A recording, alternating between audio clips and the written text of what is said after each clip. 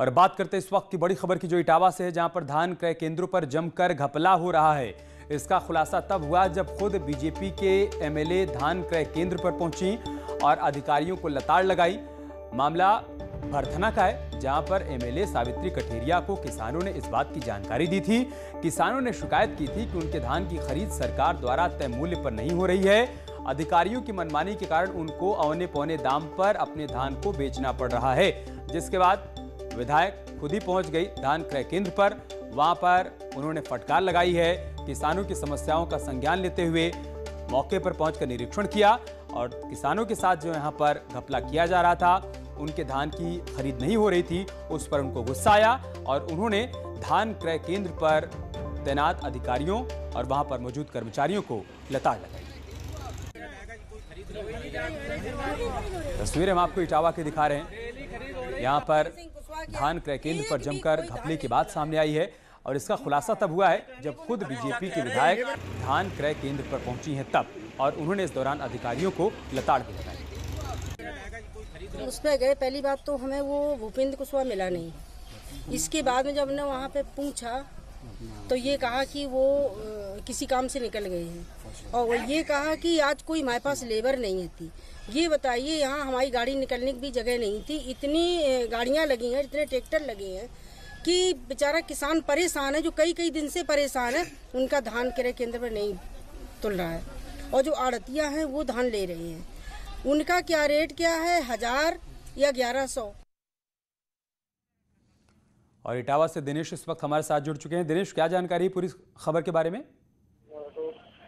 जिस तरीके का वाकया ये मामला सामने आया है, जिसमें भारतीय जनता पार्टी से भरथना सुरक्षित क्षेत्र की एमएलए है श्रीमती सावित्री कठेरिया, इनके पास में कुछ किसानों ने यह शिकायत की कि जो खरीद केंद्र बनाए गए हैं वहां पे धान नहीं खरीदा जा रहा है। औने पौने दाम पे सरकारी अधिकारी बिचौलियों के जरिए उनका धान बिकवा रहे हैं। इसी शिकायत के बाबत विधायिका खरीद केंद्रों पे पहुंची हुई थी, जहां पहुंचने के बाद उन्होंने बेहद नाराजगी जताई। जब खरीद केंद्र के जो अफसर है वो ड्यूटी पे नहीं मिले तो उन्होंने एसडीएम को फोन करके इस पूरे वाकये की जानकारी दी। एसडीएम ने कार्रवाई का भरोसा दिया है, लेकिन उस पूरे घटनाक्रम के बाद में विधायिका की तरफ से नाराजगी बेहद जताई गई, गुस्सा जताया गया। उन्होंने कहा इस मामले को लेकर के डीएम से शिकायत करेंगी। अब ऐसा माना जा रहा है कि जो लोग जिम्मेदार हैं उनके खिलाफ बड़ी और गंभीर कार्रवाई हो सकती है। बहुत शुक्रिया आपका हमारे साथ जुड़ने के लिए दिनेश और जानकारी हम तक पहुंचाने के लिए। उधर सीतापुर में व्यापारियों ने खाद्य विभाग की टीम के खिलाफ मोर्चा खोल दिया है और उन पर अभद्रता करने और पैसे लेकर सैंपल नष्ट करने का आरोप लगाया है। ये मामला महमूदाबाद कोतवाली क्षेत्र का है, जहां पर त्योहारों के मद्देनजर खाद्य विभाग की टीम ने कई दुकानों पर छापेमारी की थी। आक्रोशित व्यापारियों ने कोतवाली का घेराव किया और छापेमारी के दौरान टीम में शामिल अधिकारियों के निलंबन की मांग की है, जिसके बाद मौके पर पहुंचे एसडीएम ने मामले को शांत कराया और उत्पीड़न नहीं करने का आश्वासन दिया और टीम द्वारा ली गई 2 किलो चिरौंजी का मूल्य भी वापस दिलाया गया। सीतापुर से खबर सामने आई है, व्यापारियों ने यहां पर कोतवाली का घेराव किया है। नाराजगी इस बात को लेकर है कि त्योहारी सीजन में उनके दुकानों खाद्य विभाग की तरफ से और जो सैंपल लिए जा रहे हैं उसको नष्ट कर दिया जा रहा है, उल्टा उनसे वसूली भी हो रही है। जिसके बाद यहां पर व्यापारी इकट्ठा हुए, कोतवाली का घेराव किया, हंगामा किया। तब पूरे मामले की जानकारी मिलने के बाद एसडीएम मौके पर पहुंचे, व्यापारियों से बातचीत की, आश्वासन दिया कि आपका किसी प्रकार से उत्पीड़न नहीं किया जाएगा, हम ये सुनिश्चित करवाएंगे और साथ ही साथ उनके दुकान से जो भी प्रोडक्ट लिए गए थे उसका पैसा भी व्यापारियों को दिलाया गया है। संदीप हमारे साथ फोन लाइन पर जुड़ चुके हैं सीतापुर से। संदीप, क्या जानकारी इस खबर के बारे में? हाँ सर, मैं आपको बताना चाहूंगा कि त्योहारों को लेकर जो है खाद्य विभाग की टीम ने कल महमूदाबाद इलाके में वहाँ छापेमारी की थी। छापेमारी के दौरान टीम ने जो है कई उन्होंने वहाँ पे सैंपल भरे थे और उसमें चिरौंजी के जो होते हैं उसको उन्होंने लिया था वहाँ पर। और इसी बात को लेकर जब उसमें व्यापारी ने पैसा मांगा तो उस वहाँ पर खाद्य विभाग की टीम और व्यापारियों के बीच में कहासुनी हो गई है। व्यापारियों का आरोप था कि नमूने न लेने के एवरेज में उन्होंने 1 लाख रुपए की मांग की है। जब उनसे बात नहीं बनी तो वहाँ पर हंगामा हो गया। छापेमारी को लेकर व्यापारियों ने विरोध किया और कोतवाली का घेराव किया। कोतवाली का घेराव की जानकारी मिलते ही एसडीएम और सीओ दोनों मौके पर पहुंचे और व्यापारियों के साथ और खाद्य विभाग के अधिकारियों के साथ बैठक हुई। बैठक में यह तय किया गया कि जो भी अब आगे से कोई कार्रवाई की जाएगी उसकी तत्काल रिकॉर्डिंग की जाएगी और जब तक कार्रवाई होगी, सैंपलिंग होगी, उसकी लगातार रिकॉर्डिंग जाएगी और अधिकारी स्थानीय रूप से वहां पर एक स्थानीय अधिकारी को लेकर जाएंगे। इस बात पर व्यापारियों का आक्रोश था वो शांत हुआ। वहीं ठीक है, बहुत शुक्रिया संदीप आपका हमारे साथ जुड़ने के लिए और जानकारी हम तक पहुंचाने के लिए। और अब खबर फतेहपुर से, जहां पर अज्ञात व्यक्ति की लाश बरामद की गई है। अज्ञात व्यक्ति की सिरकटी लाश मिली है। लाश मिलने से इलाके में सनसनी फैल गई है। फावड़े से गला काटकर हत्या की गई है। शव की शिनाख्त मिटाने के लिए सिर को कुचला भी गया है। पुलिस शव को कब्जे में लेकर मामले की जांच पड़ताल कर रही है। बिंदकी कोतवाली क्षेत्र के जनता गांव के पास की घटना है।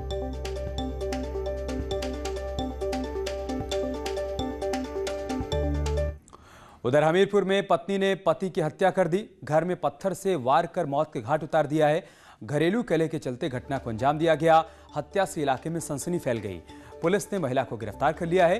राट कोतवाली के LIC भवन के पास की घटना है, जहां पर घरेलू कलह के चलते पत्नी ने पति की हत्या कर दी है।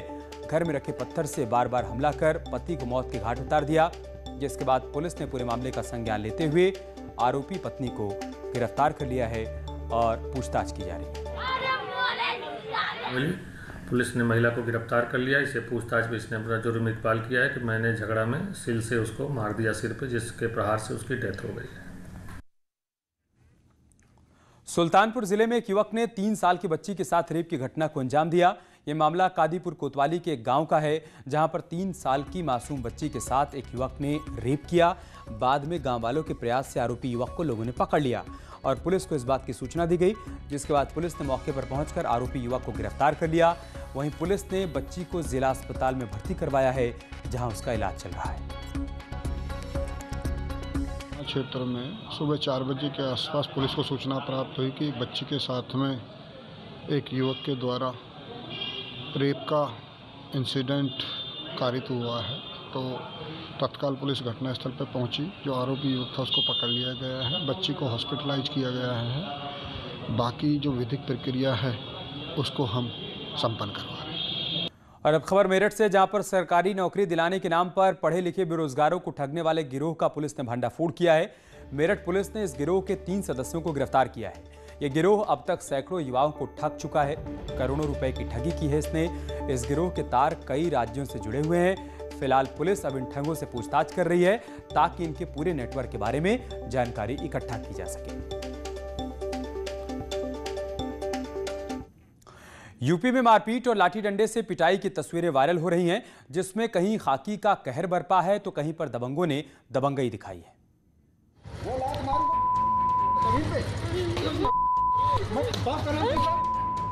यूपी में कई शहरों से मारपीट और लाइव पिटाई की तस्वीरें सामने आई हैं।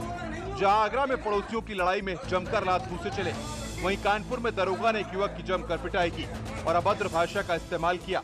जबकि महोबा में CMS का दफ्तर जंग का मैदान बन गया, जहां दबंग ने युवक की लात घूंसों और डंडों से जमकर पिटाई की। सबसे पहले बात आगरा की करते हैं। आगरा में आपस की ही बात को लेकर पड़ोसियों में जमकर मारपीट हो गई। पड़ोसियों के बीच हुई मारपीट CCTV कैमरे में कैद हो गई और फुटेज सोशल मीडिया पर वायरल हो रहा है। पूरा मामला थाना शाहगंज इलाके का है, जहां पर 2 पड़ोसियों के बीच लंबे वक्त से विवाद चला आ रहा है और इसी विवाद को लेकर पड़ोसी आमने सामने आ गए और भिड़ गए। पहले एक पड़ोसी ने मिलकर दूसरे को जमकर पीटा और उसके बाद लात घूंसे तक की नौबत आ गई। पड़ोसियों के बीच मारपीट का फुटेज सोशल मीडिया पर सामने आया है। अब बात कानपुर की करते हैं। कानपुर के चमनगंज थाना क्षेत्र में पुलिस की गुंडई देखने को मिली, जहां दरोगा ने राह चलते एक युवक की पिटाई कर दी। इतना ही नहीं, कारण पूछने पर उसे जमकर गालियां भी बकी। दरोगा की गुंडई का वाकया मोबाइल में कैद हो गया। दरोगा की गुंडई का वीडियो सोशल मीडिया पर वायरल हो रहा है। युवक को पीटने वाले दरोगा बृजमोहन पाल पहले भी विवादों में रहे हैं। चमनगंज के दलेलपुरवा क्षेत्र में एक युवक परिवार के साथ कार से जा रहा था। चेकिंग के नाम पर पुलिस ने उसको रोका तो युवक ने रोकने का कारण पूछ लिया। इसके बाद दरोगा हत्थे से उखड़ गए और उन्होंने युवक की पिटाई की और उस पर गालियों की बौछार कर दी। अब बात महोबा की करते हैं। महोबा जिला अस्पताल में CMS ऑफिस के सामने एक दबंग की करतूत देखने को मिली। अस्पताल में दलाली करने वाले युवक ने ऑपरेटर के साथ जमकर मारपीट की। दोनों के बीच चले लात घूंसे और डंडे का लाइव वीडियो कैमरे में कैद हो गया है। मारपीट होने से जिला अस्पताल में अफरा तफरी का माहौल बन गया। सूचना मिलते ही शहर कोतवाली पुलिस मौके पर पहुंची, लेकिन तब तक आरोपी युवक मौके से फरार हो गया। Team news 18। इधर ग्रेटर नोएडा में गोकशी करने वाले बदमाशों के साथ पुलिस का आमना सामना हो गया, जिसमें शातिर बदमाश सलमान को फायरिंग के बाद गिरफ्तार कर लिया गया। ग्रेटर नोएडा में पुलिस और बदमाशों के बीच मुठभेड़ हो गई। नॉलेज पार्क थाना क्षेत्र में शारदा गोल चक्कर के पास मंगलवार देर रात पुलिस और बाइक सवार बदमाशों में मुठभेड़ हुई। इसमें पैर में गोली लगने से एक बदमाश घायल हो गया। उसकी पहचान गाजियाबाद के मसूरी निवासी सलमान के रूप में हुई है। उस पर सड़कों पर घूमने वाले गौवंश को पकड़कर गौकशी करने और मीट बेचने का आरोप है। पुलिस पार्टी ने जवाबी कार्रवाई की, जिस पर एक बदमाश सलमान, जो मसूरी गाजियाबाद का रहना है, शातिर गोकस है, इसके विरुद्ध आधा दर्जन से अधिक मुकदमे दर्ज हैं। ये घायल हुआ है, इसे अस्पताल भेजा गया है। इसके पास से चोरी की मोटरसाइकिल, तमंचा, कारतूस बरामद हुआ है। इसका एक साथी सिराजुद्दीन अंधेरे का लाभ उठाकर भागने में सफल रहा है, जिसके लिए कामिन टीम तलाश कर रही है। पुलिस अधिकारियों ने बताया कि मंगलवार रात पुलिस को सूचना मिली कि बाइक सवार गौकशी के आरोपी किसी गौवंश को निशाना बनाने की फिराक में हैं। थाना प्रभारी पुलिस टीम के साथ शारदा विश्वविद्यालय गोल चक्कर के पास पहुंचे।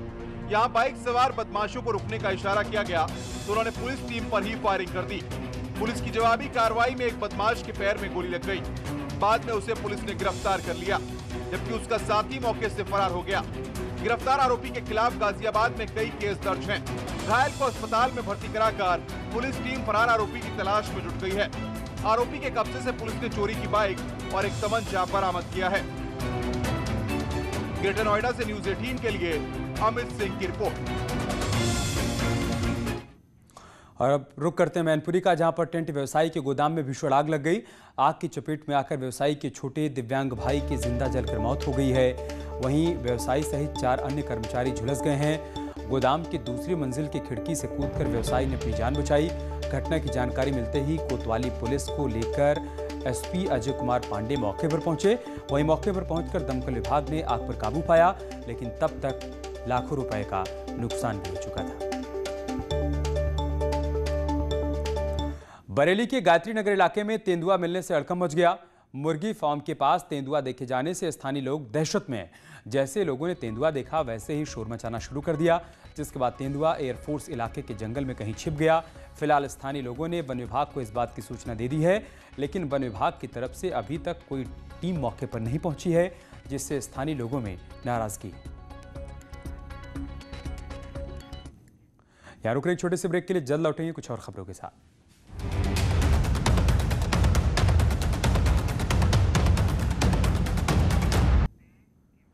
और बात करते एक बड़ी खबर की। मथुरा पुलिस ने हरियाणा में गौ तस्करों के गढ़ में जाकर स्कॉर्पियो गौ तस्कर और गौवंश को बरामद किया है। पुलिस के साहस की साधु संत जमकर तारीफ कर रहे हैं। यही नहीं, साधु संत एसएसपी गौरव ग्रोवर के ऑफिस पहुंचकर मंत्रोच्चारण के बीच एसएसपी और पुलिसकर्मियों को सम्मानित भी करते हुए नजर आ रहे हैं। अक्सर महाकुंभ 12 साल बाद होता है, लेकिन इस बार ग्रहों और नक्षत्रों के चलते महाकुंभ 11वें साल में ही आयोजित किया जा रहा है। इसके पीछे का कारण क्या है, वो आप इस रिपोर्ट में देखिए।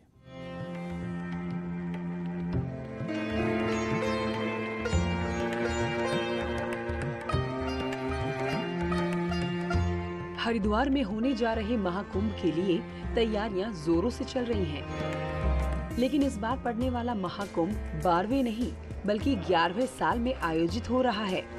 कुंभ इसलिए 12 साल में मनाया जाता है कि 12 साल के समुद्र मंथन के बाद ही अमृत का कलश निकला था, जिसके कारण 12 साल बाद महाकुंभ लगता है। लेकिन इस समय हरिद्वार में 11 साल बाद इसका आयोजन हो रहा है, जिसका एक बड़ा कारण ज्योतिषी शास्त्र के अनुसार मेष राशि में सूर्य और कुंभ राशि में बृहस्पति होने से महाकुंभ का योग 2022 की जगह 2021 में किया जा रहा है। जो इस बार जो ग्रहों का जो गणना निकाली गई, ये सारा खेल बृहस्पति और सूर्य के ऊपर होता है। बृहस्पति जब मकर राशि पर होता है और सूर्य जब मेष राशि पर होता है। अगले 2022 में जो बृहस्पति की जो दशा है वो कुंभ राशि पर न होने के